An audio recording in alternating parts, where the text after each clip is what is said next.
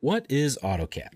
Obviously, you have some sort of a concept as to what AutoCAD is or can do, or else you wouldn't be here right now.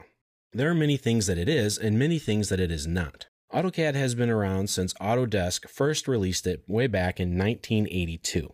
Back then, it merely drew lines and added single-line text. Today, AutoCAD is a design tool, a drawing tool, a modeling tool, and a database manager.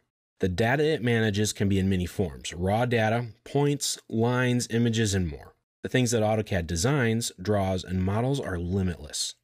Many architects, engineers, and textile designers use AutoCAD to make their designs. AutoCAD 2015 is the 29th release of AutoCAD and was issued in March and April of 2014.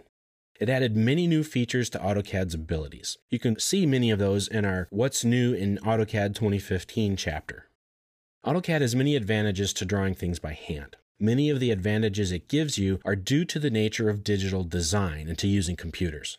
The data in the drawing file is more easily edited and repeated. AutoCAD can help to generate data or line work that we would always have to input by hand. It also links data from multiple sources and can share its data with others. These are the reasons we use CAD. It allows us to do more because we have to do less. After all, CAD is an acronym for Computer-Aided Design. What can we make with AutoCAD? Anything that needs to be constructed, modified, developed, or illustrated. It's not just for engineers and architects, though these groups would be the most common users of AutoCAD. Textile designers use it, surveyors use it, and even movie makers use AutoCAD. AutoCAD is also used in museums to lay out displays. So there are too many uses for AutoCAD for us to list. There are, though, two ways to look at the files that are created in AutoCAD. One is to look at them as drawings. The other is to look at them as data. In fact, though, both cases are true and both have their place.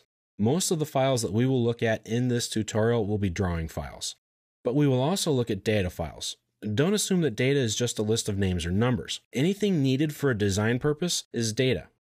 The lines we create in CAD are data. The points that we insert and define are data. Images we attach, and especially like aerial photographs, are all full of data used in our design process. Data can be gotten from many different sources. It's important to know what it is and how you need to use it.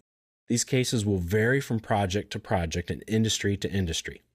In the case of an architect, some of the data required will be site or lot information. An architect will also need to know the local building code and regulations. Other data might include the existing conditions of the job site and building requirements from the client. An architect will take this data and insert it into AutoCAD in many different ways. Most of that will be via drafting techniques. That information will be placed in a data file. Now that the data has been placed into CAD, the architect needs to create a drawing file. A drawing file will have the title block information, notes, instructions, as well as the line work necessary to display the model that was designed in the data file. Sometimes these two files will be combined into one file, and that's perfectly fine. Other times they will be kept separate. It'll just depend on the scope and the needs of the project. AutoCAD allows us to do this.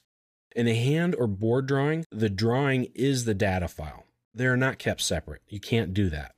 This is just one of the many advantages to using CAD as opposed to manual drawings. Now, AutoCAD has come a long way from its initial creation back in the early 1980s.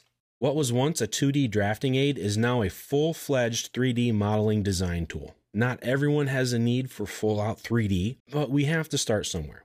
So once you have mastered the 2D aspects of AutoCAD, you will be ready to progress into a much larger and more realistic world.